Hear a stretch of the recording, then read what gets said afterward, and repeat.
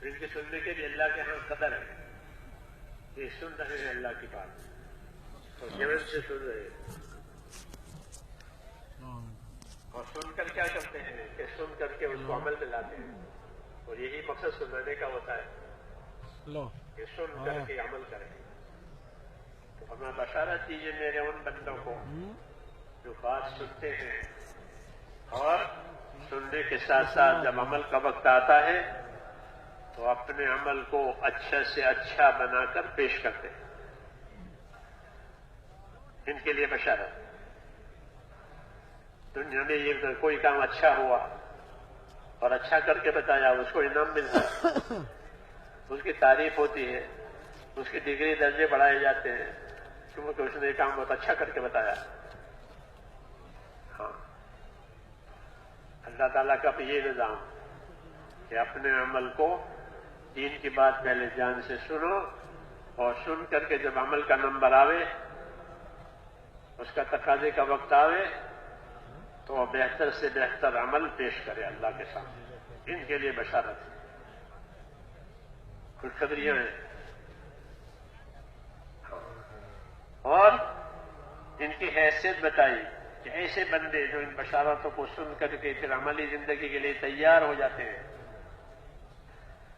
عملی زندگی کے لیے تیار ہو جاتے ہیں. یہ نہیں کہ سن کر کے بہت اچھا کہہ کر کے جھاڑ دیا, ایسا نہیں, بلکہ سنا اور سمجھا کہ اب ہم سے کیا چاہتے ہیں, اللہ رسول ہم سے کیا چاہتے ہیں, کہ ہم سے یہ چاہتے ہیں. تو اس کو سن سمجھ کر کے عمل کے لیے تیار ہو گئے. اور جب عمل کرنے کا نمبر آیا تو اپنے عمل کو اچھا سے اچھا بنا کر اللہ کے لیے پیش کیا. کیونکہ اللہ نے جس طرح بشارتوں سے ہم کو چلایا ہے, خوشخبریوں چلایا ہے, جب عمل کا نمبر آوے تو اپنے عمل کو اچھے سے اچھا بنا کر پیش کیا جائے. یہ ہدایت ہے, یہ ہدایت ہے. اچھا کہہ کر کے نہیں چھوڑ دیا کہ بہت اچھی بات ہوئی, بہت اچھا اجتماع ہوا, بہت اچھا, اتنا کافی نہیں ہے. تحسین یہ تو رواجی چیز ہے, تحسین کی جاتی ہے, تعریف کی جاتی ہے, یہ تو ہے ماحول رواجی ہے, دنیا میں چلتا ہے. اللہ نے اس سے آگے کی بات کہی ہے کہ جب عمل کا نمبر آوے تو, کہ عمل کا نمبر آوے تو اپنے عمل کو بڑھیا سے بڑھیا اور اونچا سے اونچا بنایا جائے. ہاں, اللہ کی شان اونچی ہے, اللہ کی شان بڑی ہے, دین بڑی چیز ہے, آخرت بڑی چیز ہے. عمل اسی لیے ہوتا ہے, دین کی پر عمل کرنے کے لیے, اللہ کو خوش کرنے کے لیے, اپنی آخرت آباد کرنے کے لیے عمل ہوتا ہے. مسلمان کا عمل کس لیے ہوتا ہے, کس لیے ہوتا ہے؟ دین ہے, دین کا حکم ہے. اللہ نے حکم دیا ہے اور آخرت بنانی ہے. سب سے بڑی بات کہ آخرت بہتر بھی ہے اور باقی رہنے والی ہے. آخرت بہتر ہے, ہاں, کہ آخرت کی ہر چیز بہتر ہے اور آخرت ابدی ہے, یعنی فنا نہیں ہوگی. ابدیت اس کو حاصل ہے, ہمیشہ رہے گی.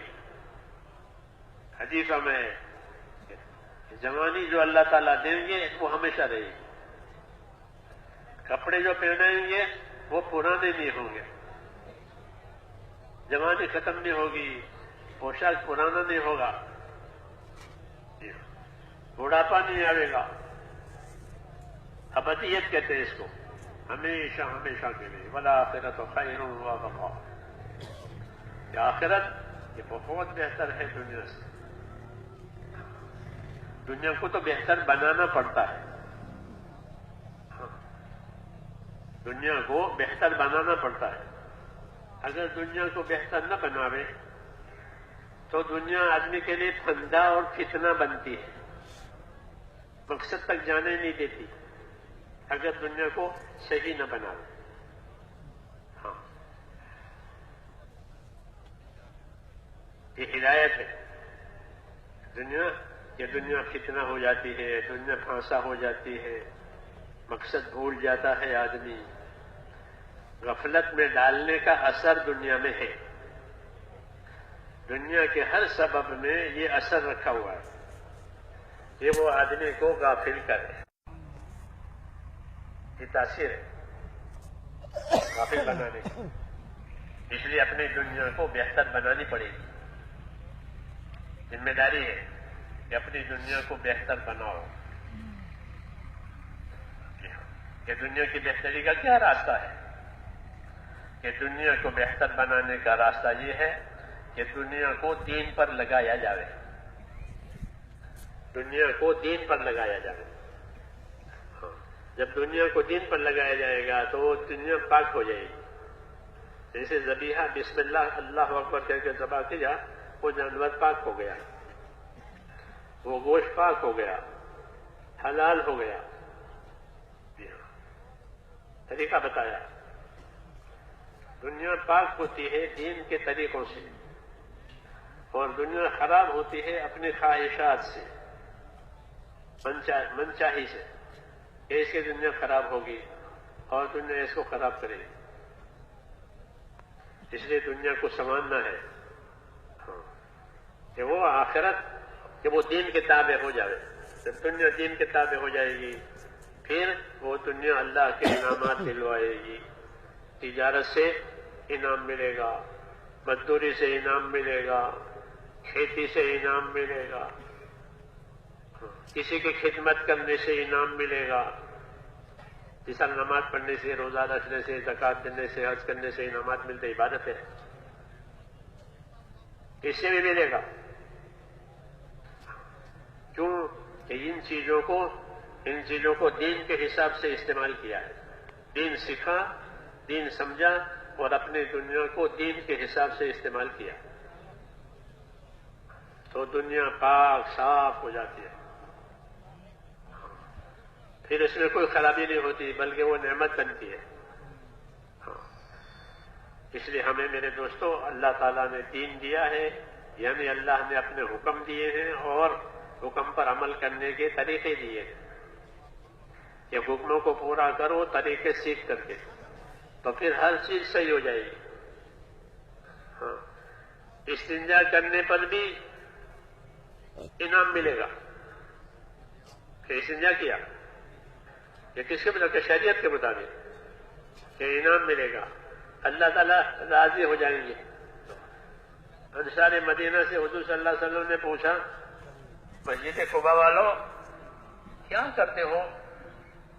اللہ نے تمہاری تعریف کی ہے پاکی میں، کہ تمہاری پاکی، تم جو پاکی حاصل کرتے ہو، تو پاکی حاصل کرنے میں اللہ نے تمہاری تعریف کی ہے، تو کیا تمہاری پاکی کا کیا طریقہ ہے؟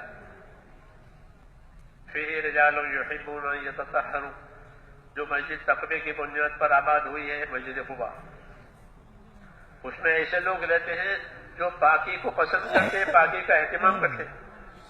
کہ تمہاری پاکی کا کیا طریقہ ہے؟ اللہ نے تمہاری پاکی. انہوں نے عرض کیا یا رسول اللہ، ہمارا طریقہ یہ ہے کہ ہم جنابت کا غسل کرتے ہیں، یعنی غسل فرض ہو جاتا ہے تو غسل کرتے ہیں، حاجت ہو جاتی ہے تو کیلے سے بھی اور پانی سے بھی استنجا کرتے ہیں، وضو کرتے ہیں. یہ ہمارا طریقہ ہے. ہاں یہی بات ہے، اس طریقہ اختیار کیا تو پسند آ گیا. پاکی، یہ لوگ پاکی کا اہتمام کرتے ہیں. کیوں کہ اگر پاکی کا اہتمام نہ کریں تو ناپاکی عذاب دلائے گی. ناپاکی عذاب دلاتی ہے کہ پیشاب سے احتیاط نہیں کی تو قبر کا عذاب ہوگا. اس طرح شراب پینے سے قبر کا عذاب ہوتا ہے، ایسے ہی پیشاب سے احتیاط نہ کرنے میں قبر کا عذاب ہوتا ہے. اب احتیاط کی تو اللہ تعالیٰ نے ان کی تعریف کی. طریقوں میں خوبی ہے، جو طریقے ہم کو دیے گئے ہیں وہ خوبی والے طریقے ہیں، اس سے آخرت بنتی ہے. اور آخرت بنانا یہ پہلا کام ہے میرے دوست. سمجھدار وہ ہے جو آخرت بنائے، اور نادان وہ ہے جو آخرت کو کھوئے اور دنیا بنائے. الکیس من دان نفسہ وعمل لما بعد الموت، والعاجز من اتبع نفسہ ہواہا وتمنى علی اللہ الامانی. فرمایا قیس اور باہوش آدمی وہ ہے، سمجھدار وہ ہے جو اپنی ذات پر قابو کرے. ہاں یہ پہلی بات. اپنی ذات پر قابو کرے. آدمی مشینوں پر قابو کرتا ہے، بڑی بڑی مشینیں چلاتا ہے، وہ چلاتا بھی ہے، روکتا بھی ہے، اس کی رفتار تیز بھی کرتا ہے، دھیمی بھی کرتا ہے. جی ہاں، تو دنیا بھر کی چیزوں پر یہ کنٹرول کرتا ہے، قابو کرتا ہے، مگر اس میں کوئی فضیلت نہیں ہے. اپنی ضرورت ہے، یہ اپنا شوق ہے بس. اور ایک اپنی ذات پر قابو کرے. جی ہاں، اپنی ذات پر قابو کرے کہ اس کی فضیلت ہے. یہ اپنی ذات پر قابو کرنے کا کیا طریقہ ہے؟ کیا کھانا پینا بند کر دے؟ سونا بیٹھنا لوگوں کے ساتھ بند کر دے کہ نہیں؟ اپنی ذات پر قابو کرنا. کہ اپنی ذات پر قابو کرنے کا کیا مطلب ہے؟ تو فرمایا کہ اپنی ذات پر قابو کرنے کا مطلب وَعَمِلَ لِمَا بَعْدَ الْمَوْتِ، کہ موت کے بعد جو عمل کام آوے وہ آج کر لے. اس کا اہتمام کر لے کہ موت کے بعد ایک عمل کام آنے والا ہے کہ میں اسے آج ہی کر لوں، اسے کل پر نہ ٹالوں. یہ سمجھدار ہے، اس کی سمجھداری کی بات ہے کہ کوئی دین کی بات آئی، کوئی عمل کی بات آئی تو اس کو آج ہی کرنا ہے، ابھی کرنا ہے. نیکی کی خوبی یہ ہے کہ وہ نقد ہو جائے. یہ مسئلہ خیر البر عاجل ہو کہ اچھی نیکی وہ ہے جو نقد کے نقد، ادھار نہیں، ابھی کے ابھی. وہ نیکی کی خوبی ہے. نیکی تو خود اچھی چیز ہے، اور پھر نیکی کی خوبی یہ ہے کہ جب معاملہ سامنے آیا، موقع سامنے آیا کسی نیکی کے کرنے کا، تو کہ ابھی کر دوں، اسے دوسرے وقت پر نہ ٹالے. کیونکہ شیطان ٹالنا سکھاتا ہے. شیطان سکھاتا ہے ٹالنا، کہ دوسرے وقت میں کریں گے، بعد میں کریں گے، پھر دیکھیں گے. یہ اس کو تصویر کہتے ہیں عربی میں. تصویر عربی میں یہ تصویر کہ بعد میں کریں گے، پھر کریں گے. یہ تصویر دین کے کاموں میں یہ شیطان کہ بہت اچھا کام ہے، یہ آج تھوڑا تھوڑا بعد میں کر لینا، ابھی کیا ضروری ہے، 1 مہینے کے بعد کرنا،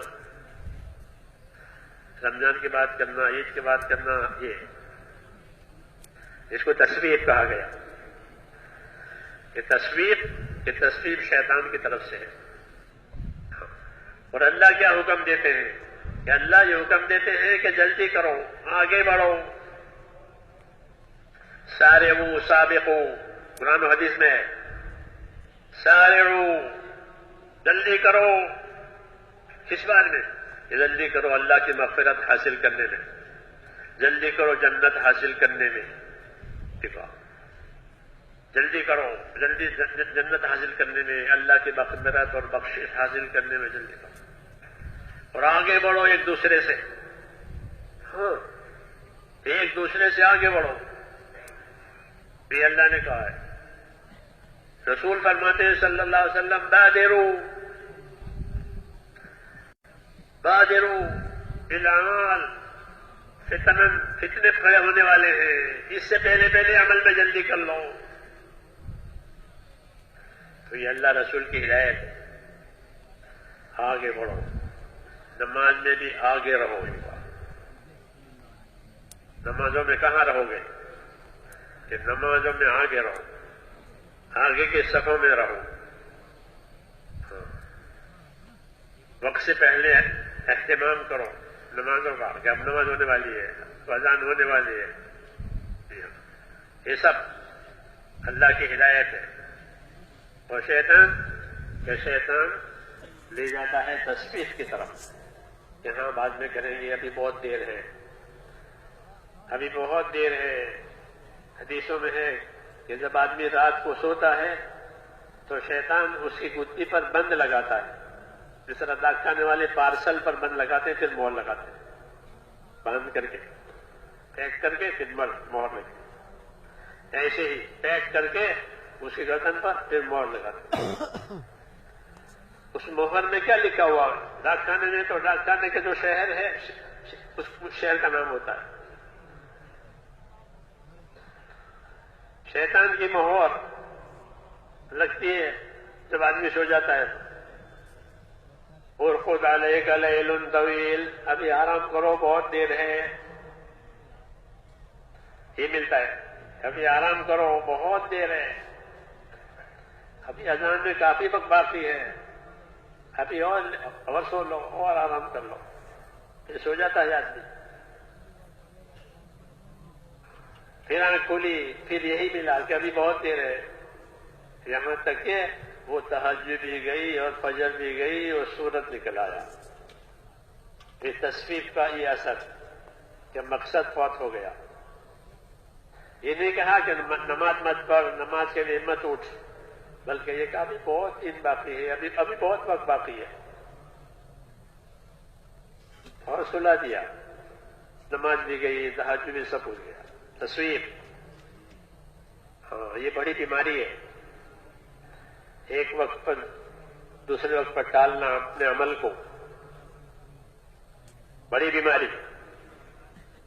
بہت سے حقوق اسی تصویر کی وجہ سے برباد ہوتے ہیں. کسی کا حق تھا، دینا لینا تھا، ہاں دیں گے، کہاں جائیں گے، کھا کے تھوڑے مر گئے ہیں یہ، اور پھر نہیں کیا مر گئے. نمازیں بہت سی قضا ہوئی تھی، بہت سی عبادت قضا ہوئی تھی، وہ نہیں ہوئی تھی، کہاں پڑھیں گے یا قضا کریں گے، پھر نہیں ہوئی، مر گئے. علماء نے لکھا ہے کہ اکثر جہنم میں جانے والے وہ تصویف والے ہوتے ہیں. بعد میں کریں گے، پھر ان کا حق ہے، ان کا حصہ ہے، دے دیں گے، اور پھر مر گئے یا موقع ہاتھ میں نہیں آیا. اس لیے اللہ اور رسول کا یہ حکم ہے اپنا دین بنانے میں، کہ اپنا دین بنانے میں، اپنی آخرت بنانے میں آدمی جلدی کرے.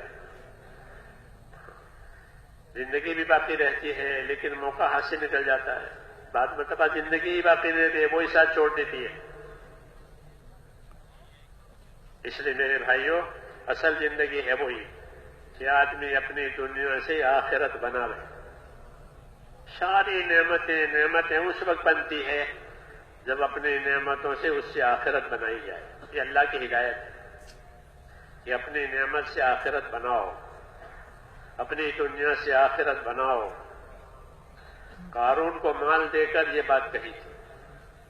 قارون کو بہت مال دیا اللہ نے، اور مال دے کر کے یہ بات کہی، وابتغی فیما آتاک اللہ الدار الآخرہ، جو تجھے اللہ نے نعمت دی ہے اس سے اپنے آخرت بنا لے. کتنی پیاری ہدایت ہے کہ نعمت بھی دے رہے ہیں اور نعمت سے آخرت بنانے کی رہبری بھی کر رہے ہیں.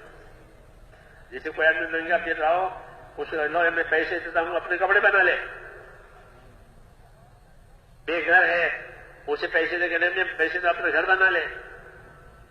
بیمار ہے، میں پیسے دیتا ہوں دوا کر لے. کتنی بڑی بات کہ مقصد کی طرف رہبری بھی ہے، اور مقصد کی رہبری میں اعانت بھی ہے، مدد بھی ہے. یہ بات کہی تھی اسے کہ اپنی دنیا سے آخرت بنا لے.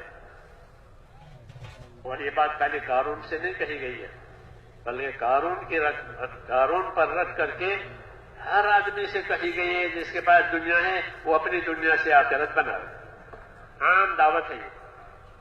جب کوئی چیز قرآن پاک میں آئی اور قرآن پاک نازل ہوا تو قرآن پاک سب کے لیے، جس کے پاس دنیا ہے اس کو یہ دعوت ہے کہ اپنی دنیا سے آخرت بنا لے.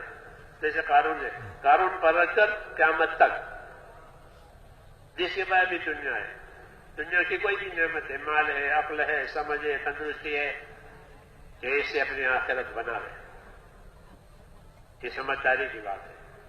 اس لیے فرمایا وابتغ فیما آتاک اللہ الدار الآخرہ، جو تجھ کو اللہ نے دیا ہے اس سے اپنی آخرت بنا لے. یہی باہوشی کی بات اور یہی سمجھداری کی بات ہے، اور یہی اصلی مقصد کی بات ہے. کیونکہ آدم علیہ السلام کے ذریعے سے جب زمین پر ان کو بسایا گیا تو ان کو یہی بات کہی کہ ہم تم کو زمین پر اس لیے نہیں بسا رہے ہیں کہ اب تم دنیا کو آباد کرو گے، اور دنیا آباد کرنے کے لیے نہیں بسایا ہے کہ دنیا سے دنیا بناؤ. کہ دنیا تو تمہاری ضرورت کی ایک چیز بنائی ہے. ایک چیز ہے جو تمہاری ضرورت کی ہے تاکہ تم اسے فائدہ اٹھا لو اپنے مقصد کے لیے. یہ حقیقت بتائی. دین کی دعوت دینے والا جتو بصیرت حاصل ہوتی ہے وہ اپنی دنیا کو کیا کہتا ہے؟ اپنی دنیا کو مقصد نہیں کہتا دین والا، بلکہ اللہ کی زبان میں اور اللہ کے ارشاد میں کہ دنیا کیا ہے؟ کہ دنیا متاع ہے. جس کو دین سمجھ میں آ جاوے، دین کا کام سمجھ میں آ جاوے، وہ اپنی دنیا کو متاع یعنی فائدہ اٹھانے کی چیز، اس سے فائدہ اٹھا لو. کیوں کہ آدمی دنیا میں اپنے فائدے کا محتاج ہے، کھانے کا محتاج ہے، پینے کا محتاج ہے. کھانا نہیں کھائے گا آدمی کا تو کمزور ہو جائے گا. اب فائدہ اٹھا لو. تو فائدہ اٹھانے کے لیے دیا ہے. دولت، عورت، یہ دو بڑی چیزیں ہیں دنیا میں. دولت، عورت، یہ بھی متاع ہے فائدہ اٹھانے کے لیے. فائدہ اٹھانے کے لیے فائدہ اٹھا لو تو پھر ختم. فائدہ اٹھا لیا تو ختم ہو گئی. میں یہاں بیٹھا ہوں، جب یہ کام پورا ہو جائے گا میں اس تخت کو چھوڑ دوں گا. کیوں وہ اس لیے تھا. جوتا پہنا ہے، جب جوتا اتارنے کی جگہ آ جائے گی جوتا اتار کر کے اندر چلا جائے گا. کیوں کہ وہ اس لیے پہنا تھا. پہنا رکھنے کے لیے نہیں پہنا تھا، اس لیے پہنا تھا. جب دین سمجھ میں آئے گا آدمی کو تو اپنی دنیا کو ایک فائدہ اٹھانے کی چیز ہے. نہ دنیا کو باقی رہنا ہے، نہ انسان کو باقی رہنا ہے. فائدہ اٹھا لے بس. تو کافر بھی فائدہ اٹھاتا ہے، جانور بھی فائدہ اٹھاتا ہے. دنیا سے فائدہ اٹھا لینا یہ کوئی ہنرمندی کی بات نہیں ہے. دنیا کو اللہ تعالیٰ نے فائدہ اٹھانے کی چیز ہے انسانوں کے لیے بھی بنائی اور حیوانوں کے لیے بھی بنائی. متاع لکم ولانعامکم. ہم نے دنیا بارش برسائی، وہ بارش سے سب چیزیں پیدا کی تو یہ تمہارے فائدے کے لیے، تمہارے جانوروں کے فائدے کے لیے. انسان کا گزارا اور جانور کا چارہ. انسان کا گزارا دنیا سے اور جانوروں کا چارہ. گیہوں پیدا ہوئے تو گیہوں پر اس کا گزارا اور گیہوں کے بھوسی پر کے جانور کا چارہ. تو فائدہ اٹھانے میں جانور بھی شریک ہے ہمارے ساتھ. کوئی بزرگی نہیں ہے اس میں کہ دنیا سے فائدہ اٹھایا، یہ کوئی بزرگی نہیں ہے. بزرگی کی بات کیا ہے؟ کہ بزرگی کی بات یہ ہے کہ اپنی دنیا سے آخرت بنائی ہے. ہاں یہ بڑی بات ہے. جان بھی اللہ پر لگی، مال بھی اللہ پر لگا، جذبات بھی اللہ پر لگے، ساری چیزیں اللہ پر لگائی. جتنا حکم تھا اتنی لگائی. ہاں کہ یہ بڑا کام کیا، بڑا کام کیا ہے کہ جان اور مال ایسا استعمال ہوا اس کا کہ اللہ تعالیٰ کے حکم زندگیوں میں آ گئے. اللہ کے حکم زندگیوں میں آ گئے اور صرف ہماری اپنی زندگی میں نہیں آئے بلکہ اللہ کے حکموں کے ساتھ ایسی محنت لگائی کہ اللہ کے بندوں کی زندگیوں میں آ گئے. اللہ کے بندے اللہ کے حکم والے بن گئے.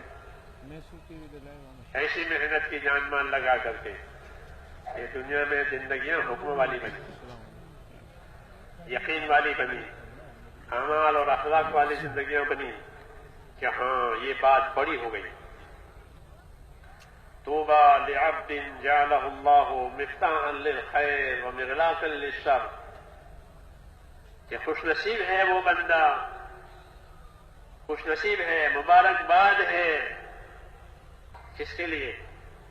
کہ ان بندوں کے لیے کہ جو خیر کے پھیلنے کا ذریعہ بنے. خیر خیر خیر کیا چیز ہے؟ کہ جو قرآن پاک ہے وہ خیر ہے، جو قرآن پاک میں ہے وہ خیر ہے. ہاں وہ خیر ہے. یعنی ایمان اور اعمال اور اللہ کی بتلائی ہوئی زندگی کے طریقے، یہ خیر ہے. کہ ان کی محنتوں سے دنیا میں خیر پھیلی. 100% نمازی بن گئے. سناتے ہیں ساتھی کہ کوئی بھی بے نمازی نہیں ہے، ایسی محنت ہوئی ہے، کوئی بے نمازی نہیں، 100%، 90% نمازی ہیں، 10% لاپتے رہ گئے ہیں، ایسا کہتے ہیں، یہ خیر والے کہلاتے ہیں، یہ خود بھی خیر پر ہیں اور لوگوں کے لیے بھی خیر کا ذریعہ بنتے ہیں۔ اس لیے کہتے ہیں رسول اللہ صلی اللہ علیہ وسلم کو اللہ پاک نے دنیا اور آخرت کے خیر کے ساتھ بھیجا۔ اگر حضور صلی اللہ علیہ وسلم والے طریقے زندگیوں میں آ گئے اور اس کو سیکھ لیا، سمجھ لیا، سیکھنا سمجھنا ضروری ہے۔ چلت پھرت اسی لیے ہے کہ سیکھنے سمجھنے کی صلاحیت پیدا ہو۔ چلت پھرت دی ہے امت کو، حرکت دی ہے حضور صلی اللہ علیہ وسلم نے امت کو۔ بیٹھنے کے لیے نہیں کہا کہ بیٹھو، حرکت دی۔ یہ حرکت دین کی محنت ہے۔ یہ دین کی محنت کی صحیح شکل اور صحیح اثر کیا ہے؟ کہ دین کی محنت کی صحیح شکل اور صحیح اثر یہ ہے کہ زندگیوں میں دین کی سمجھ پیدا ہو جائے۔ دین کی سمجھ آ گئی ہے کہ جس کے ساتھ اللہ بھلائی کا ارادہ کرے گا اس کو اللہ تعالیٰ اپنے دین کی سمجھ دے گا۔ حدیثوں میں ہے کہ جس کے ساتھ اللہ کا ارادہ بھلائی کا ہوگا کہ اللہ اس کو اپنے دین کی سمجھ دے گا۔ کہ دین کی سمجھ کی کیا علامت ہے؟ دین کی سمجھ ملی اس کی کیا نشانی ہے؟ کہ دین کی سمجھ جس کو ملے اس کی نشانی یہ ہے کہ وہ اپنی آخرت بناوے، آخرت نہ بھولے۔ جو آخرت بھول جاوے وہ سمجھدار نہیں ہے بلکہ بے وقوف ہے۔ کہ دین بھول گیا، ایمان بھول گیا، یہ بے وقوف ہے۔ قرآن پاک نے ان کو بے وقوف ہے، یہ بے وقوف ہے، ان میں کوئی سمجھ نہیں ہے۔ وہ دینی سمجھ، یہ دینی سمجھ کی بات یہ ہے کہ آخرت کی فکر آ جائے، اپنی صلاحیتوں کو آخرت پر لگانا، اپنی طاقت کو آخرت پر لگانا، یہ سمجھداری کی بات ہے۔ پھر آخرت بنے گی۔ جب آخرت بنتی ہے تو دنیا بھی بنتی ہے۔ آخرت کے حالات آدمی اچھے بنانے کی فکر میں لگے، اللہ اس کے دنیا کے حالات کو بھی اچھا بنائے گا۔ دنیا کے حالات دنیا کی چیزوں سے اچھے نہیں بنتے، ورنہ اس پر اللہ کا کوئی وعدہ ہے کہ تمہاری چیزوں سے ہم تمہاری دنیا کے حالات اچھے بنائیں گے، کوئی وعدہ نہیں۔ حالات کو اللہ تعالیٰ نے اپنے ہاتھ میں رکھا ہے۔ جس طرح روشنی اور اندھیرا، رات اور دن، جوانی اور بڑھاپا، یہ سب حالات ہیں، یہ کسی کے قبضے میں نہیں ہے کہ اپنی مرضی سے جوان ہو جاوے، اپنی مرضی سے بوڑھا ہو جاوے، یہ اللہ کے ہاتھ میں ہے۔ بچپنا جب تک اللہ نے چاہا بچپنے میں رکھا، پھر جوانی دی، پھر بڑھاپا آیا، پھر ختم ہوا۔ یہ حالات آدمی کی زندگی پر گزرتے ہیں ہر ایک کے، اور یہ دلیل ہے اس بات کی کہ حالات آدمی کے قبضے میں نہیں ہے، ورنہ کون اپنی جوانی کو چھوڑے گا؟ کون بڑھاپے پر راضی ہوگا؟ کوئی راضی نہیں ہوتا، لیکن اسے قبضے میں ہے نہیں، بلکہ اللہ نے حالات کو اپنے قبضے میں رکھا۔ اسباب ہمارے قبضے میں دیے ہیں، مال دیا ہے، اسباب دیے ہیں، اسباب بندوں کو دے دیے، اس پر ان کا قبضہ ہے، لیکن حالات جو بننے والے ہیں اس پر اللہ کے سوا کسی کا قبضہ نہیں ہے۔ اس لیے یہ بات کہی گئی ہے کہ دنیا کے حالات دنیا کے اسباب سے نہیں بنیں گے، بلکہ اللہ کی قدرت سے بنیں گے۔ جب اللہ کی قدرت ساتھ ہوگی تو حالات اللہ بنا دے گا، اور اللہ کی قدرت خلاف گئی تو اللہ حالات بگاڑ دے گا، چاہے جتنے اسباب ہو۔ کیوں کہ اللہ ناراض ہے، اللہ ناراض ہے، زندگی اچھی نہیں گزاری ہے، زندگی کا مقصد ہاتھ سے کھویا ہوا ہے، اس لیے زندگی خراب ہے، عمل خراب ہے، تو یہ چیزوں سے حالات نہیں بنیں گے۔ ہاں اللہ مہلت دیں گے کہ اپنی زندگی سنبھال لو، اپنی زندگی ٹھیک کر لو، مہلت دیں گے، اس کی دعوت دیں گے، اس کا پیغام پہنچائیں گے، پھر اس کے بعد بھی نہ مانے تو پھر حالات آئیں گے. حالات دلوں پر بھی آتے ہیں، حالات اسباب پر بھی آتے ہیں. دنیا میں دلوں پر حالات ڈالے جاتے ہیں، پریشانیاں بھری جاتی ہے.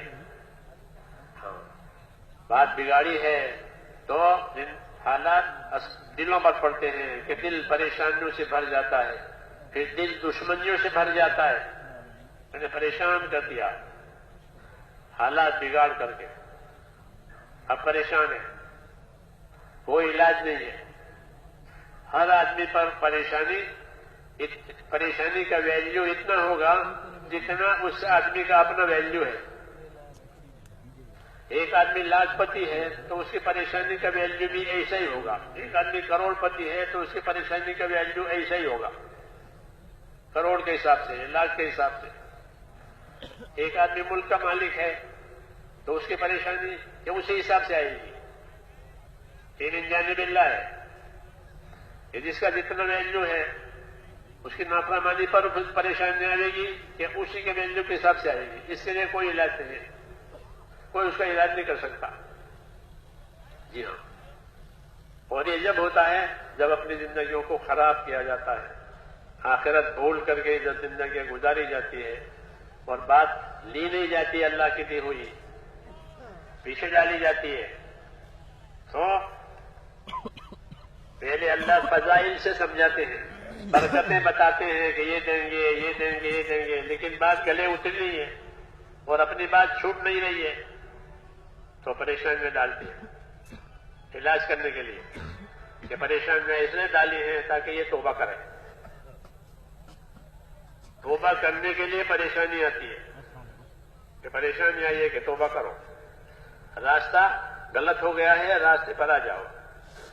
اس لیے پریشانیاں پڑتی ہے، بے چین ہو جاتا ہے آدمی. یہاں یہ زندگی بگاڑی ہے اور اللہ نے مہلت دی ہے، اس سے فائدہ نہیں اٹھایا ہے تو اب اس کا علاج پریشانیوں سے کیا جائے گا. ورنہ اللہ تعالیٰ تو راستہ بشارتوں کے ساتھ بتاتے ہیں کہ تمہارے لیے یہ ہے اور تمہارے لیے یہ ہے، میں نے اپنے بندوں کے لیے یہ تیار کی ہے، یہ نعمتیں تیار کی ہے، کہتے ہیں اللہ تعالیٰ. لیکن یہ توجہ نہیں دیتا تو پھر یہ رخ ہوتا ہے کہ اب اس کا علاج پریشانیوں سے ہوگا، دشواریوں سے ہوگا. یہ ہو تاکہ توبہ کرے، یہ توبہ کرے. اور مختلف قسم کی پریشانیاں اس کی حیثیت کے مطابق ڈالی جاتی ہے. فرعون پر جو پریشانی آئی وہ اس کے بادشاہ ہونے کی حیثیت سے آئی ہے، پورے ملک پر پریشانی ڈالی. اب اس کے بعد کوئی علاج نہیں تھا اس کا. پانی بند کر دیا اللہ نے، پورے ملک میں پانی نہیں ہے، قحط سالیاں چل رہی ہے، لوگ بھوکے مر رہے ہیں، پریشان ہیں، اور اس کے بعد کوئی علاج نہیں ہے. اور وہ کہتا تھا کہ میں خدا ہوں. ہاں، یہ دعویٰ تھا اس کا کہ میں خدا ہوں، میرے سوا کسی کو خدا نہ کہا جائے. موسیٰ علیہ السلام کو بھی اس نے دھمکایا تھا کہ موسیٰ دیکھنا، میرے سوا کسی کی خدائی کی بات کی سیدھے جیل میں جاؤ گے. یہ تو ہماری خدائی ہے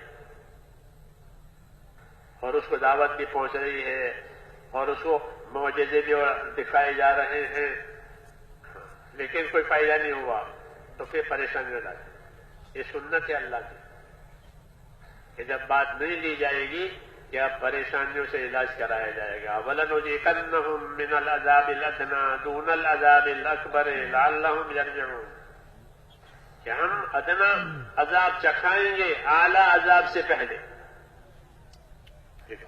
اعلیٰ درجے کا عذاب وہ جو آخرت کا ہے، سخت عذاب ہے اور باقی رہنے والا ہے. یہ اس سے پہلے کہ ادنا درجے کی سزائیں چکھائی جائے گی تاکہ توبہ کر کے آ جاوے. تو توبہ کرانے کے لیے ہوتی وہ کہ اپنی زندگی سے رجوع کرے، اپنی غلطی کو مان لے اور اللہ کا راستہ قبول کر لے کہ پھر پریشانیاں اٹھ جائے گی، کیونکہ وہ اللہ کی طرف سے آئی ہے، اللہ اس کو اٹھا لیتے ہیں. تو میں نے کہا حالات کو اللہ تعالیٰ نے اپنے ہاتھ میں رکھا ہے، کسی کے ہاتھ میں نہیں دیا ہے. رسول اللہ صلی اللہ علیہ وسلم نے ایک بنیادی بات بتائی ہے. وہ بنیادی بات یہ بتائی کہ فرمایا من اصلح ما بینہ و بین اللہ اصلح اللہ ما بینہ و بین خلقہ، کہ جو لوگ اپنا اور خدا کا معاملہ ٹھیک کر لیں گے، اپنا اور خدا کا معاملہ ٹھیک کر لو کہ پھر کہ بعد کے سارے معاملے کو اللہ ٹھیک کر دے گا.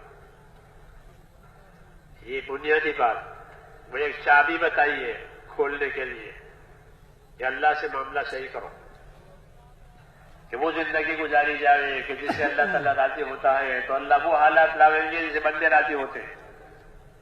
یہ قاعدے کی بات کہ وہ زندگی گزاری جائے جس سے اللہ راضی ہوتا ہے کہ پھر اللہ وہ حالات لاویں گے جسے بندے راضی ہوتے ہیں. وہ بندہ خود اپنے لیے جن حالات کو پسند کرتا ہے وہ لائیں گے، کیوں کہ حالات اللہ کے قبضے میں ہیں اور اس کا تعلق دنیا کی چیزوں سے نہیں ہے، بلکہ دنیا کی ہر چیز کو اللہ تعالیٰ نے دو رخی بنایا ہے. یہ کہتے ہیں کہ دنیا کی ہر چیز دو رخی ہے، اس کے دو منہ ہیں.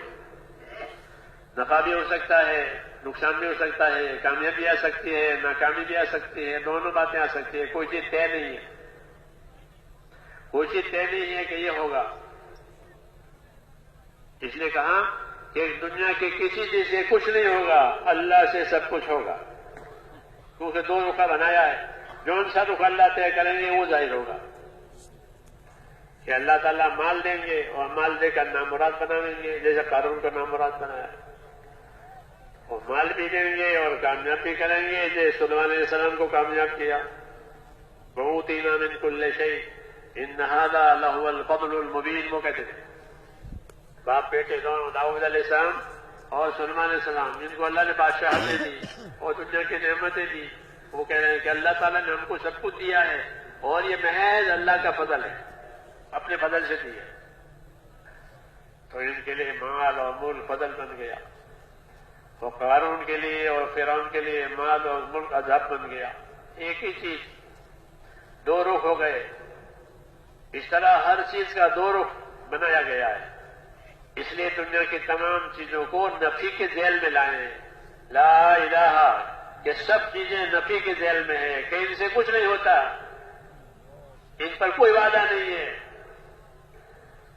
کوئی وعدہ نہیں ہے، تھوڑی ہو زیادہ ہو کوئی وعدہ نہیں. ہاں، جو اللہ چاہے گا وہ ہوگا. اگر کوئی اس پر یقین کرے اپنی چیزوں پر تو کہا گیا کہ یہ دھوکے میں ہے، یہ دھوکے میں ہے، یہ دھوکہ کھا رہا ہے، اس پر کوئی وعدہ نہیں ہے، کوئی فیصلہ نہیں ہے. لیکن اللہ تعالیٰ نے جو دین اور عمل دیے ہیں کہ اس پر اللہ کا وعدہ ہے، اس پر اللہ تعالیٰ کا فیصلہ ہے.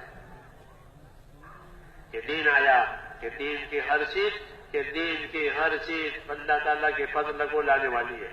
کوئی چیز دین کی کہ نامرادی کے لیے ہے ہی نہیں، کہ دین سارا کے سارا بامراد بنانے کے لیے. بڑی کامیابی دین پر، بڑی کامیابی. باقی دنیا کی کسی نعمت پر کوئی کامیابی کا وعدہ نہیں. اگر اس میں آدمی کا رخ صحیح رہا تو کامیابی آئے گی، نہیں تو نامراد بنے گا اور دھوکہ کھائے گا، پھر پچھتائے گا. یہ اللہ تعالیٰ کی ترتیب ہے.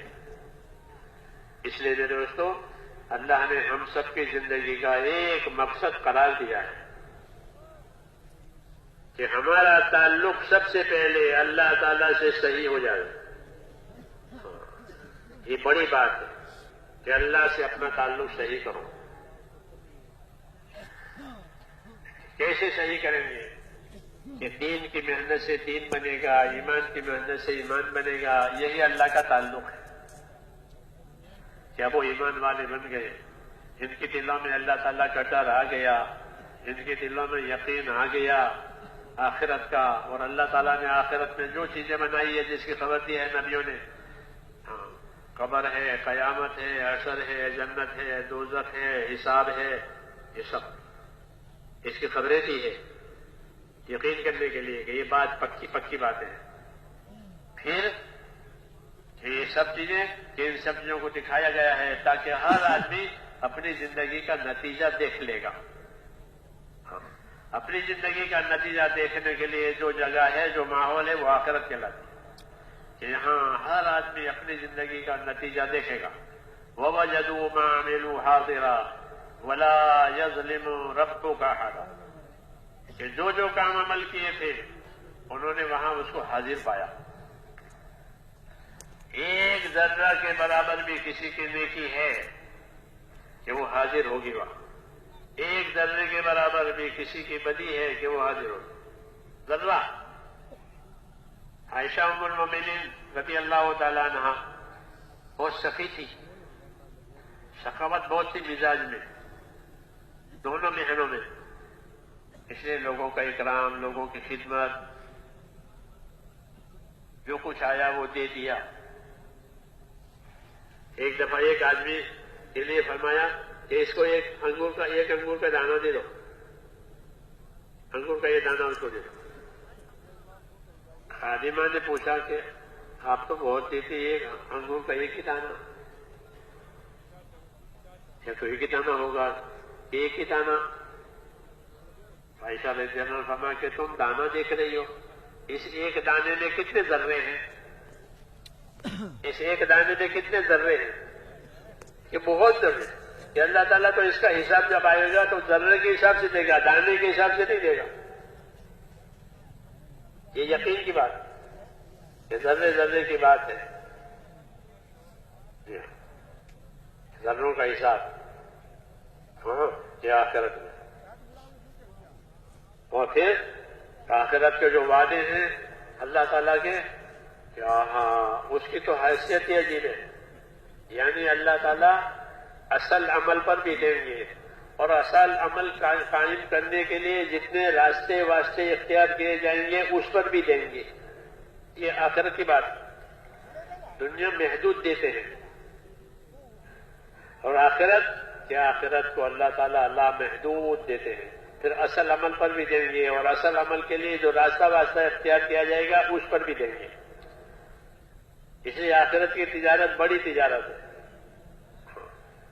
مثال کے طور پر نماز کا ایک حکم کہ نماز قائم کرو، تو یہ نہیں کہ صرف اللہ تعالیٰ نماز پڑھنے پر ہی انعام دے گا، بلکہ نماز پڑھنے پر جتنے اس نے ترتیبیں اختیار کی ہیں سب پر دے گا۔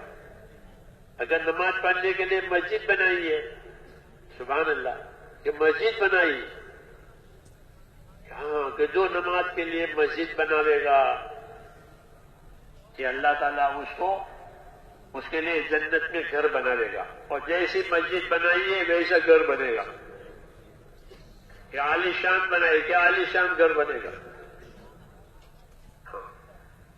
کیونکہ مسجد میں جھاڑو دے، کہ جھاڑو دینے پر بھی دے گا، مسجد میں جھاڑو دی، صفائی کی مسجد، یہ جھاڑو دینے پر بھی دے گا۔ یہ سب نماز کی وجہ سے، کہ مسجد میں پیدل چلا ہے کہ اس کے ہر قدم لکھے جائیں گے، ہر قدم، اور ہر قدم پر ایک نیکی لکھے جائیں گے، ایک گناہ معاف ہوگا، ایک درجہ بلند ہوگا۔ اور گھر سے وضو کر کے مسجد جا رہا، کہ گھر سے وضو کر کے مسجد جاوے تو ایسا ہے جیسے گھر سے احرام باندھ کر کے حج کو جاوے، حالانکہ اصل تو نماز پڑھنی ہے بس۔ پھر نماز کے انتظار میں بیٹھا ہے، تو جو نماز کے انتظار میں ہے وہ ایسا ہے جیسا نماز میں ہے، تو انتظار کا بھی ثواب ملتا ہے۔ حالانکہ آپ جانتے ہیں کہ انتظار جو ہے نا ہمیشہ قلق پیدا کرے، آدمی انتظار سے پریشان ہو جاتا ہے، ہاں بہت بھاری لگتا ہے انتظار آدمی کو کسی بھی چیز کا۔ لیکن نماز کا انتظار، کہ ہاں نماز کا انتظار، کہ نماز کا انتظار جو ہے وہ گیا نماز کے حکم میں ہے، کہ جب تک نماز کے انتظار میں بیٹھا ہے وہ نماز میں ہی ہے، یوں کہا جاتا ہے۔ حالانکہ ایک نماز کے لیے ساری چیزیں ہیں، پھر نماز کی دعوت دی ہے، اذان دی ہے، اللہ اکبر، اذان دی ہے کہ جہاں جہاں تک اس کی آواز پہنچے گی وہاں تک مخلوق اس کے لیے گواہ دینے والی ہوگی۔ اور نماز پر جتنے انسان نماز میں حاضر ہوں گے اس کی نماز کی دعوت پر، کہ اس کو اسی کے بقدر اجر و ثواب ملے گا۔ آخرت بنانے کے اللہ نے یہ راستے رکھے ہیں. دنیا تو محدود دیتے ہیں، تھوڑی دیتے ہیں، اور آخرت کہ اگر آخرت کو آدمی بنانے کے لیے آوے تو اللہ تعالیٰ اسے دینے کے بہت راستے. للوسائل حکم المقاصد، شریعت کا قاعدہ، للوسائل حکم المقاصد. اللہ کے کہ اصل مقصد تو ہے ہی، اور اس مقصد کے لیے جتنے وسائل، جتنے راستے واسطے اختیار کرو گے ان سب پر دیں گے. نماز کے لیے کپڑا دھویا ہے کہ یہ بھی عبادت، نماز کے لیے بدن پاک کیا کہ یہ بھی عبادت، سب چیزیں یہ کیوں کہ نماز کے لیے. اصل چیز نماز تھی، اس کے لیے سارا دین نہیں ہے کہ ایک ایک عمل پر کتنے کتنے راستوں سے اللہ تعالیٰ دے رہے ہیں آخرت بنانے کے لیے. تو آخرت بنانے والوں کے لیے بشارتیں ہیں. حدیثوں میں ہے کہ مسکین آیا دروازے پر اور مانگا کچھ کہ اللہ کے لیے کچھ دے رہو، صدا سنائی اپنی اس نے کہ اللہ کے لیے کچھ دے رہو. بچے سے کہا بیٹا جاؤ اس کو یہ کھانا دے آؤ، ہوتا ہے بچے سے بس کو دے رہو. بچے نے جا کر اس کو کھانا دے دیا. اس مانگنے والے کو کھانا کھلانے پر حدیثوں میں ہے کہ 3 آدمیوں کی مغفرت ہوگی. ایک تو کمانے والا جو یہ لایا ہے گھر میں سامان، اور ایک پکانے والی، اور یہ بچہ پہنچانے والا. یہ نظام ہے اللہ تعالیٰ کا آخرت بنانے والوں کے لیے. کہ آخرت بنانے والوں کے لیے صرف رواجی بات نہیں کہ کسی کو دے دیا، یعنی اس کے دینے پر جو اللہ تعالیٰ کے انعام اکرام ہوں گے وہ بہت زیادہ ہوں. اور جو اللہ کے راستے کی محنت کرنے والے ہیں، اپنی جان مال لگا کر دین کو زندہ کرنے والے، یہ ان کی تو بات ہی مت پوچھو. حدیثوں میں اس کی مثال دی ہے، جیسے کھیتی لگائی اور ابھی کے ابھی کھڑی ہو گئی، پھر کاٹی، پھر لگائی، پھر کھڑی ہو گئی. بس وہ لگاتے رہتے ہیں اور اپنی کھیتی کاٹتے ہی رہتے ہیں. یہ کون ہے؟ یہ اللہ کے راستے کی محنت کرنے والے، قربانی دینے والے، کہ اس کا اجر و انعام تو یہ بڑھتا ہی چلا جائے گا. اونچی بات کہ اپنے جان مال لگا کر اپنے دین کو زندہ کرنا، یہ سب سے اونچی بات ہے. جان اور مال 2 بڑی نعمتیں ہیں، بڑی نعمتیں کہ اللہ نے جان دی، یعنی حیات دی، اور اس حیات میں مال اور اسباب دیے. اس کا کیا مصرف ہے، اس کا کیا استعمال ہے جان اور مال کا؟ خدا نہ کرے اگر ایمان نہیں ہے تو اپنی جان مال کو، اپنی دنیا کو آباد کرنے پر لگا دے گا، دنیا سے دنیا بنا دے گا. جی ہاں، دنیا سے دنیا بنائی. کہ یہ دھوکے کا سامان ہوا کہ اپنی دنیا سے صرف دنیا ہی بنائی ہے. یہ دھوکہ ہے. دھوکہ اس لیے ہے کہ یا تو یہ دنیا چھوٹ جائے گی یا یہ خود ہی چلا جائے گا اور وہ اپنی جگہ رہ جائے گی. چنانچہ دنیا دانوں کی دنیا ویسی پڑی رہتی ہے. کم ترکوا من جنات وعیون وزروع ومقام کریم ونعمت کانوا فیہا فاکہین. الگ ہے یہ دیکھ لیا فرعون نے اور اپنی قوم نے اپنی دنیا آباد بنائی تھی، حکومتیں قائم کی تھی. ہاں، پھر ان کو چھوڑ چھاڑ کر کے چلے گئے، ڈوب گئے اللہ کے عذاب میں. ہاں، تو اللہ تعالیٰ نے ان سے چھڑائی ہے، اور جن سے اللہ تعالیٰ راضی ہوتا تھا ان کو اللہ نے اپنی قدرت سے دلائی ہے. کہ بنی اسرائیل کو وہ دنیا دے دی کہ لو یہ دنیا تمہارے ہاتھ میں. تو ان سے چھوٹی اور ان کو ملی. ان کو ملی تھی ان کے دین کی وجہ سے، ان سے چھوٹی ان کی بےدینی کی وجہ سے. یہ مثالیں دی ہیں اللہ تعالیٰ نے قرآن پاک میں. دھوکہ کھانے والوں نے اپنی دنیا چھوڑ دی، چھوٹ گئی ان سے، اور حکموں پر چلنے والوں کے لیے کہ وہ ان کو دنیا مل گئی. برکتوں کے طور پر دنیا دیتے ہیں ایمان والوں کو. ہاں، مقصد اس نے نہیں بنایا اپنی دنیا کو، اس نے تو دین کو مقصد بنایا ہے. جب دین کو مقصد بنایا تو اللہ نے دنیا بطور برکت کے دی. اس کی محنت کا انعام نہیں ہے، وہ اس کی محنت کا بدلہ نہیں ہے. بلکہ یہ دنیا اللہ تعالیٰ ان کو بطور برکت کے دیتے ہیں کہ یہ لو برکتیں لو. ہاں برکت عجیب چیز ہے. لوگ برکتوں کی تمنا کرتے ہیں ہمارے یہاں آؤ, آپ کے قدموں میں برکت ہے, آپ کے جوتوں میں برکت ہے. اللہ نے برکت کے لیے 2 شرطیں لگائی ہیں کہ جس کو برکت لینی ہو وہ 2 شرطیں پوری کرے. 2 شرطیں پوری ہو جائے گی کہ برکتیں کو دروازہ آسمانوں سے بھی کھلے گا اور زمینوں سے بھی کھلے گا. ہاں 2 شرطیں. میری بات سمجھ میں آ رہی ہے؟ ہاں کہ 2 شرطیں پوری کرو. اس کو شرط کے ساتھ کہا ہے وَلَوْ أَنَّ أَهْلَ الْقُرَىٰ آمَنُوا وَاتَّقَوْا. لو شرطیہ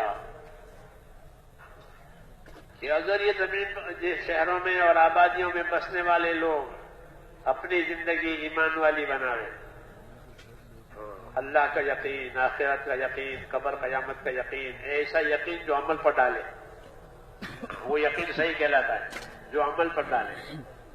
کرنے کی کراوے, نہ کرنے کی چیزوں سے بچاوے, وہ یقین اصل ہے. یہ یقین محنت مانگتا ہے. جب یقین ہو جائے گا تو آدمی کرنے کی کرے گا, نہ کرنے کی چھوڑ دے گا. اسے پہلی شرط لگائی برکت حاصل کرنے کے لیے کہ اگر آبادیوں میں رہنے والے, شہروں میں رہنے والے اپنی زندگی ایمان اور یقین پر اٹھاوے. ایک دوسری شرط کیا ہے کہ اپنی زندگیوں میں تقویٰ اور خدا کا خوف پیدا کرے. یہ ضروری ہے کہ زندگی ایسی بنائے کہ جس سے اندر خدا کا خوف آوے. کہ اللہ کا خوف بڑی چیز ہے.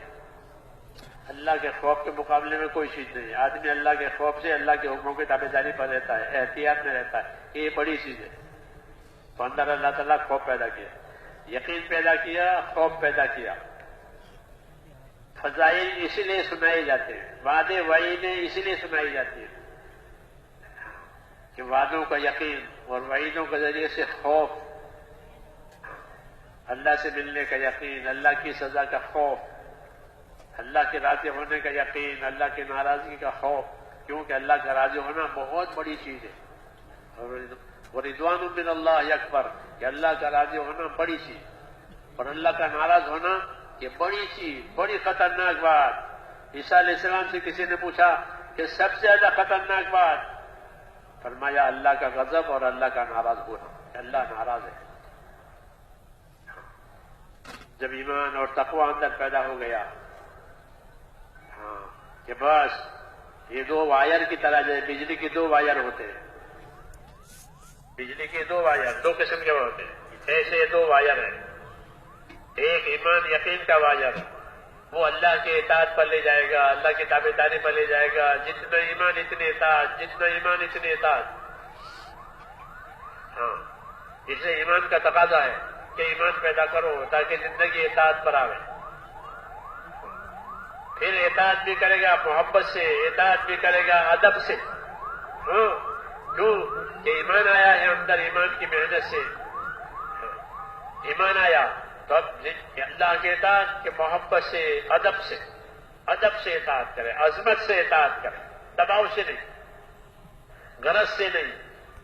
اللہ کے اطاعت, اللہ کی عظمت سے, اللہ کی محبت سے. عبداللہ بن مسعود مسجد میں داخل ہو رہے تھے. حضور صلی اللہ علیہ وسلم ممبر پر تھے. ممبر پر بیٹھ کر فرمایا اجلسو, بیٹھ جائیے. ابن مسعود نے دروازے میں داخل ہوتے ہوئے سنا کہ بیٹھ جاؤ, بس دروازے پر ہی بیٹھ گئے. کیوں کہ حکم آ گیا بیٹھ جاؤ, آگے نہیں بڑھ سکتا. حالانکہ دروازہ بیٹھنے کی جگہ نہیں ہے, دروازہ گزرنے کی جگہ ہے. دروازہ گزرنے, چوکھٹ گزرنے کی جگہ ہے, بیٹھنے کی جگہ نہیں ہے. لیکن حکم کے سامنے یہ حکم کہتا ہے, حکم کا ادب, حکم کی عظمت, محبت خود آداب سکھاتی ہے. بیٹھ گئے. آپ نے دیکھا کہ دروازے پر آدمی بیٹھ گیا ہے, اور بیٹھا کیوں ہے کہ میری بات سنی, بیٹھ جاؤ, روم پورا کرنے کے لیے بیٹھا. تو آپ نے خود آگے بلا لیا, عبداللہ آگے آ جاؤ. اطاعت کی مثال ہے. کہ صحابہ کرام میں اطاعت، وہ اطاعت محبت والی، اطاعت عظمت والی، یہ ایمان کا اثر ہے۔ جب ایمان تیار ہو گیا اطاعت تو خود ہی آ جائے گی، اللہ کی محبت میں اللہ کی اطاعت میں۔ عبداللہ بن رواحہ قریب کے محلے میں تھے، قریب میں محلہ ہے، بنو غنم کا محلہ کہلاتا تھا اس زمانے میں، وہاں تھے۔ اور ایسا ہی قصہ پیش آیا کہ حضور صلی اللہ علیہ وسلم نے ممبر پر بیٹھ کر فرمایا بیٹھ جائیے، وہ آواز ان کو وہاں پہنچی۔ مسجد کی دیواریں چھوٹی چھوٹی تھی اس زمانے میں، اس کے نشانات ابھی بھی ہیں کہ حضور کے زمانے میں مسجد کی اونچائی کتنی تھی، دیواریں کتنی تھی۔ آواز باہر گئی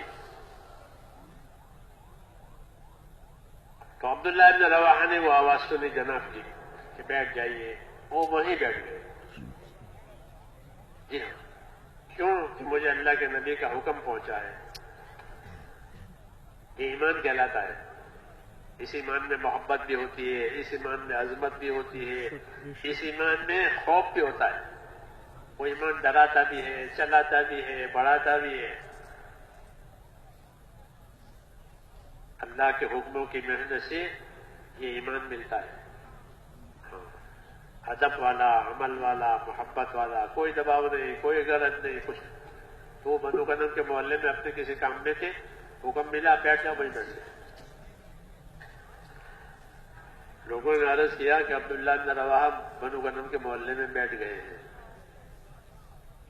کیوں کہ آپ نے فرمایا اجلسوا، بیٹھ جاؤ۔ وفاداری کی بات ہے، تابعداری کی بات ہے، محبت کی بات ہے۔ حضور صلی اللہ علیہ وسلم نے ان کو دعا دی کہ اللہ ان کے اطاعت کا جذبہ اور بڑھاوے۔ تو میں نے کہا برکتوں کے جو اسباب اللہ تعالیٰ نے بتائے ہیں وہ یہ بتائیں کہ ہماری زندگیوں میں وہ ایمان اور یقین آوے کہ جو ہمیں باادب بناوے، باعمل بناوے، اور اللہ کی اور رسول کی مان کر کے چلا۔ اطاعت آ گئی، کیا ہے کہ ایمان کا اثر ہے۔ محبت سے بات مانتے ہیں، دباؤ سے نہیں، محبت سے۔ اللہ کی محبت میں اللہ کی بات، اللہ کے رسول کی محبت میں اللہ کے رسول کی بات، ایمان۔ تو برکت حاصل ہونے کے لیے، کہ برکت حاصل ہونے کے لیے یہ ایمان پھر برکت ہے۔ اور دوسرا کہ تقوی اور خوف، اللہ کا خوف، آخرت کا خوف، یہ دلوں میں آباد ہو جائے۔ اس لیے وعدے اور وعیدیں سنائی جاتی ہے تاکہ اس کو سنیں اور اس پر عمل کریں، اور اس کو دوسروں کو اس کی بات سمجھائیں اپنے اندر اتارنے کے لیے۔ پھر اللہ تعالیٰ کا خوف پیدا ہوگا۔ اب جو بھی کام کرے گا اللہ کے اطاعت سے اور اللہ کے ڈر سے، کرنے کے کام اطاعت میں آ جائیں گے، نہ کرنے کے کام سے بچنا اللہ کے ڈر کے ذیل میں آ جائے گا۔ کہ جب اللہ کا ڈر پیدا ہوا تو جتنی چیزیں منع کی ہوئی تھی وہ سب چھوٹ جائے گی۔ محنت کرتے کرتے ایمان تقوی پیدا ہوتا ہے۔ پھر جو حرام ہے وہ حرام ہے، جو حلال ہے وہ حلال ہے، جو فرض ہے وہ فرض ہے، جو واجب ہے وہ واجب ہے۔ یہ اندر کی کیفیت بن جاتی ہے۔ صحابہ کرام رضی اللہ تعالیٰ عنہم اجمعین میں یہ باتیں پیدا ہوئی۔ اللہ نے ان کو اپنے دین کی برکتیں آنکھوں سے دکھائی۔ برکت کے وعدے تو ہیں لیکن وہ اپنے معیار میں اتنے اونچے ہو گئے ایمان میں اور تقوی میں کہ ان کو برکتیں آنکھوں سے نظر آتی۔ حدیثوں میں ہے کہ ابو بکر رضی اللہ تعالیٰ عنہ کے ہاں مہمان آئے، بلکہ مہمان تو مسجد میں آئے تھے۔ بیٹے سے کہا کہ ان کو لے جاؤ اور کھانا کھلا دو، میں عشاء کی نماز پڑھ کر سے دیر سے پہنچوں گا، ان کو کھانا کھلاؤ۔ مہمانوں کو کھانا کھلانے کے بیٹے کو ہدایت دی، وہ مہمانوں کو کھانا کھلانے کے لیے گئے۔ مہمان تیار نہیں ہوئے کہ ہم تو جب تک وہ مالک کے مکان نہیں آئیں گے وہاں تک کھانا نہیں کھائیں گے، قسم کھا کے بیٹھ گئے کہ ان کے آنے پر ہی کھائیں گے، اس سے پہلے نہیں کھائیں گے۔ جب وہ آئے ابو بکر اپنے گھر میں دیکھا اس مہمانوں کو کھانا کھلایا، معلوم نہیں کھلایا، تو ان کے بیٹے بھی ڈر گئے کہ کھانا مہمانوں نے کھایا نہیں ہے، ذمہ داری میری تھی، تو وہ چھپ گئے ڈر کے